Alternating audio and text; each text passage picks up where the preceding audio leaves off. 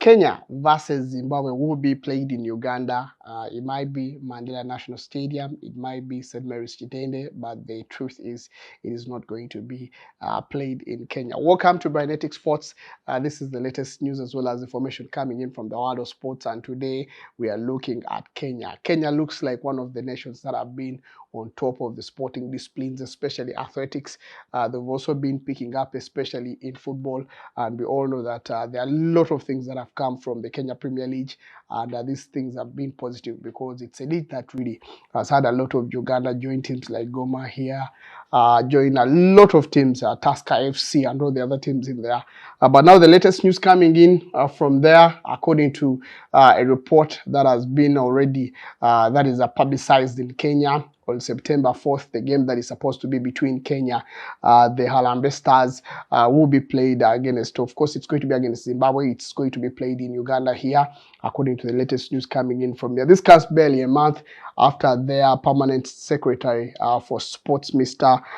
Engineer Peter Toom, came out and confirmed that the likes of Nyayo Stadium, the likes of other stadiums will be already available for the national team to play the games, but it looks like they failed to meet the deadline, and CAF did a lot of inspections in the previous month. And in Uganda here, we managed to get Nambole National Stadium or Mandela National Stadium certified, and then we also got St. Mary's Chitende as the two certified stadiums to be hosting CAF games. And the problem, of course, is not only in Kenya, but I go to now, according to a report I have here, over 25 countries, are really lagging behind. They don't have any certified stadiums in there. They lack, of course, the stadiums that will be hosting FIFA as well as CAF matches. So we are waiting to see how, of course, Kenya will be working this out. But you remember there's a lot that is happening in preparation for the CHAN games that are supposed to be hosted there, as well as the games that are supposed to be on the other side of the 2027 African Cup of Nations. This is going to be I think the third game that is going to be played away from home, especially by the Harambee Stars. You remember the first match, it was against Burundi. I think one of them was a World Cup 2026 qualifier. It was against Burundi, and then the other is was against Ivory Coast. That was played all the way in Bingu National Stadium in Malawi in June. So they do both the games, and you look at the way they really perform away from home. It doesn't really suit their needs, as well as it doesn't give them any kind of benefit. So you all know that the reconstruction of a lot of stadiums in Kenya has been undertaken by the government.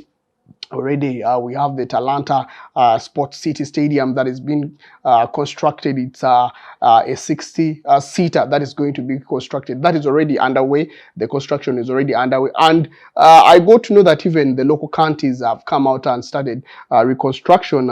Police Sacco as well as Ulinzi pitches also been earmarked as pitches that are supposed to be, renovated for the CHAN 2025. And of course, that means the FKF, that is the Premier League, is supposed to be also looking for other stadiums that they are going to be playing their matches. I also got to know that Goma here as well as Police FC should also find alternatives, because their stadiums that they have been using are going to be, of course, are going to be renovated, so that means they might be looking for even venues outside, that is Kenya. So that is where Kenya are lying. And of course, I got to know that Kenya are looking forward to, at least, because the request was to have 4 training pitches, 3 training pitches, but they also now added on a 4th one. And I got to know that the Ulinzi pitch is the one that is supposed to be added on as the 4th one, in order to at least have 4, because the Talanta Sports City has 1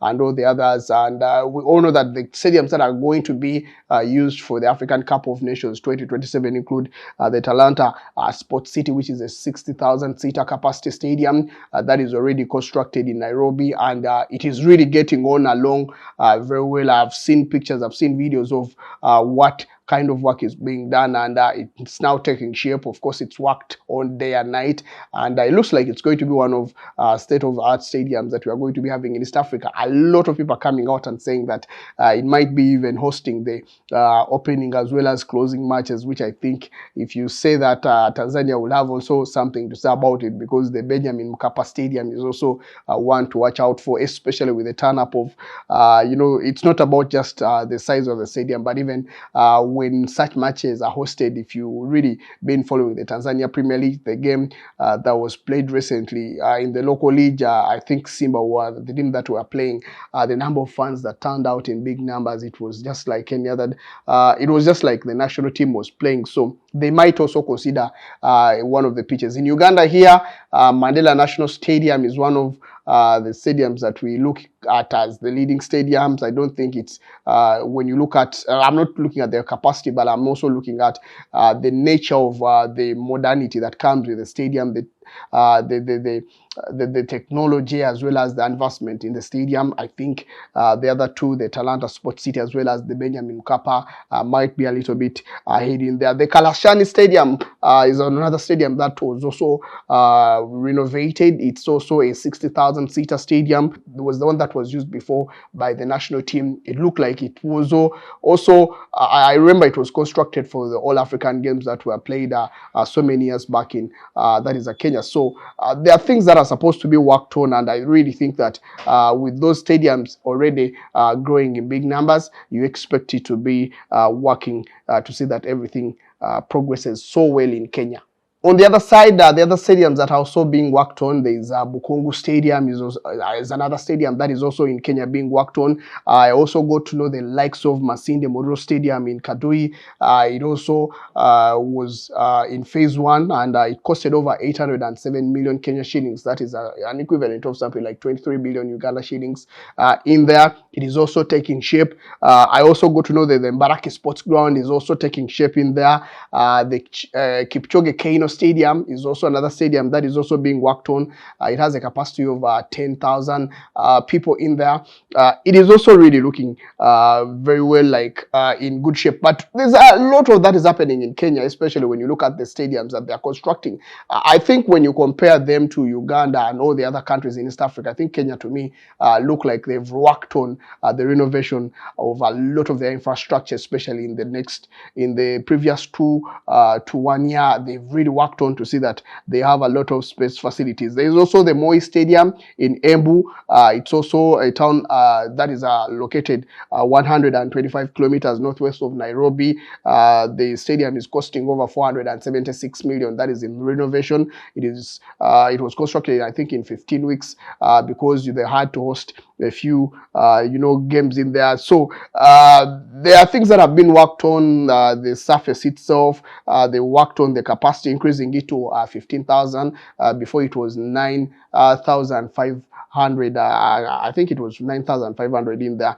They've also worked on the Kiringiti Stadium. It's located in Kibabu County. Kibabu, if you all know Kibabu, if you've been in Kenya, it's one of the few areas that are known for fertile soils, and it produces a lot of food that is eaten in Kenya. So we expect the grass to be a little bit more fertile in there, because there's a lot of rain that is already in this place. There's also the Wanguru Stadium. That is also a 15,000 capacity stadium. So Kenya look like they are really working to see that their infrastructure grows. But the only criticism, I think, that a lot of people have come out and pushed there, in fact, one of the biggest one being Mr. Makistri Jonathan. You remember he was a national team coach here in Uganda, but he was in Goma here there coaching the team, but he left, I think it was a few months back. That was in May.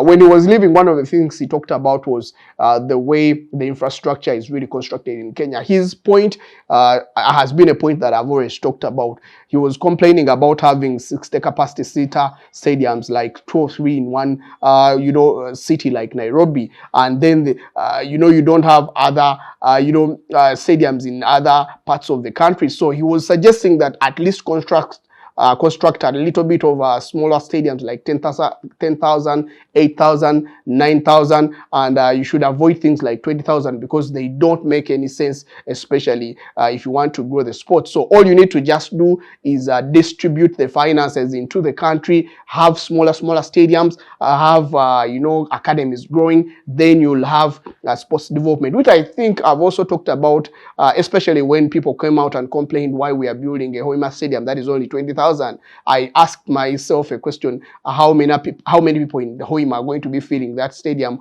on a weekly basis, especially for the local scene, for the local teams in the local scene that is in the sports, in the local league that is going to be played every single day of the week. So you expect people really to come into the stadiums, but you don't expect them to go all the way to 30,000 or 20,000. So you need manageable stadiums, especially in sustainability, and you also need the funds to really at least have distributed infrastructure around the country for them to enjoy the game. So I really think there is a point in there, and I really believe that if it's worked on, especially for a nation like Kenya and Uganda as well as Tanzania, our sports infrastructure in the next 3 or 4 coming years will not be the same. So I really think that I'm very happy, especially with the way things are happening. I'm very excited with what will be happening in the next coming month. We are waiting to see how the Akibua Stadium will be taking shape, as well as the Hoima Stadium. But all in all, infrastructure development in East Africa looks like it's getting to the next level. So thank you so much for being part of us.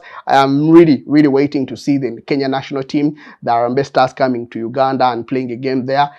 We have a lot of Facebook, Twitter, as well as TikTok wars. So we are waiting to see whether this will be creating another war. But I still believe it's for the good of the region. It's for the good of the countries in East Africa, and we believe that it's for the good of sports as well. By Native Sports, my name is Brian. Stay safe, enjoy your day, and we'll be coming back with so much more, as well as another story in the sporting circles. God bless you. Take care of yourself. Bye-bye.